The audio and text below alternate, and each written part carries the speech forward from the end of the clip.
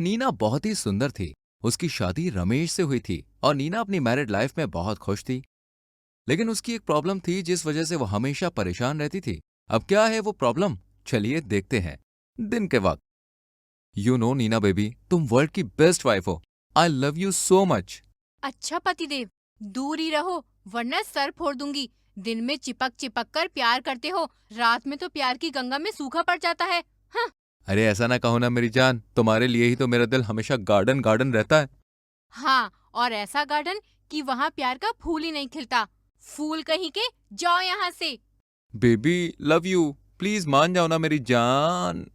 Naughty, जाओ अब यहाँ से, नहीं हूँ गुस्सा।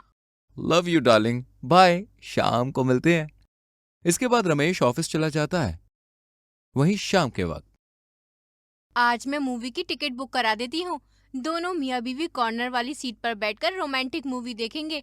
वैसे भी आज इनका मूड इतना अच्छा था कि मना तो करेंगे ही नहीं। फिर नीना जल्दी से अपने सारे काम निपटा कर मूवी टिकट्स बुक कर देती है और पार्लर जाके तैयार होके आती है। हाय रे, मेरी बहू को किसी की नजर न लगे। लगता है बेटा अब जल्दी ही पोते का मुंह देखना नसीब होगा मुझे। उम्मीद तो है। वहीं शाम में 6 बजे जैसे ही रमेश ऑफिस से आता है, डायरेक्ट कमरे में घुस जाता है। बेबी सुनो ना। क्या है, बोलो। यार प्यार से भी तो कह सकते हो यही। कोई ना, देखो ना, मैं पार्लर जाके तुम्हारे लिए तैयार होके आई हूँ। शाम में 8 बजे का शो है। मैं तेरी मैंने तू मेरा तोता मूवी की 2 टिकट बुक की है। जल्दी से रेडी हो जाओ, डिनर बाहर करेंगे। मैंने टेबल भी बुक कर दी है। मम्मी पापा के लिए पसंद का खाना भी बना दिया है, तो चिंता की कोई बात नहीं है। चिंता की कोई बात नहीं है? अरे कैसे चिंता की बात नहीं है? मेरे माँ पापा को अकेला छोड़ के मूवी देखने जाओगी? अरे कैसी बहू हो, लानत है तुम पे। जाओ यहाँ से। हाँ, मैं नहीं जा रहा कहीं। Sorry baby. अच्छा, 2 टिकट और बुक करा देती हूँ। मम्मी पापा को भी लेके चलते हैं। बोला ना जाओ यहाँ से। कहीं नहीं जाना मुझे तुम्हारे साथ। जो मेरे पेरेंट्स के साथ भेदभाव कर सकती है, मेरे साथ तो पता ही नहीं क्या करेगी। फिर नीना रोते हुए बाहर चली जाती है। मम्मी जी, ये 2 मूवी की टिकट है। आप और पापा जी चले जाओ, और डिनर टेबल भी बुक है, तो डिनर आप बाहर ही कर लेना।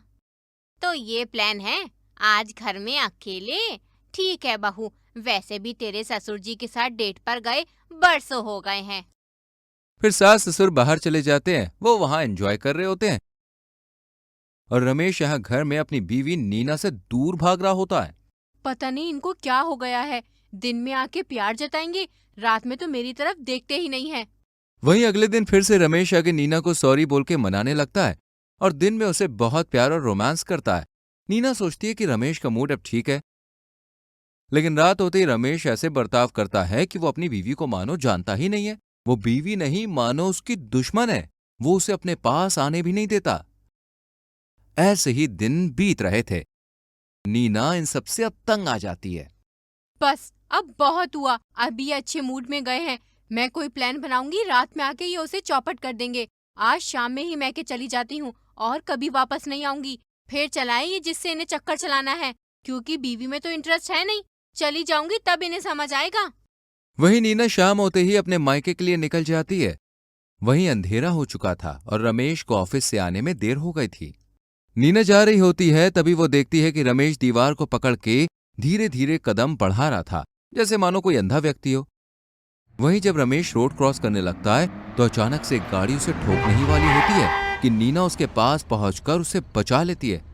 थैंक यू बहन जी, आपने मेरी जान बचाई, वरना मेरी बीवी का क्या होता। बेचारी बहुत अच्छी है। आपको दिखाई नहीं देता? नीना, तुम? हाँ, अब बताओ सच क्या है।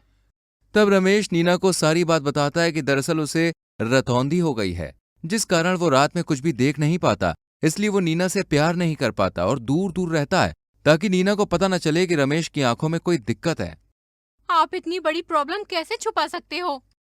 इसके बाद नीना रमेश को आंखों के डॉक्टर के पास ले जाती है और रमेश का इलाज कराती है, जिसके चलते अब रमेश नीना को दिन के साथ साथ रात में भी खूब प्यार करता है और दोनों बहुत खुश रहते हैं।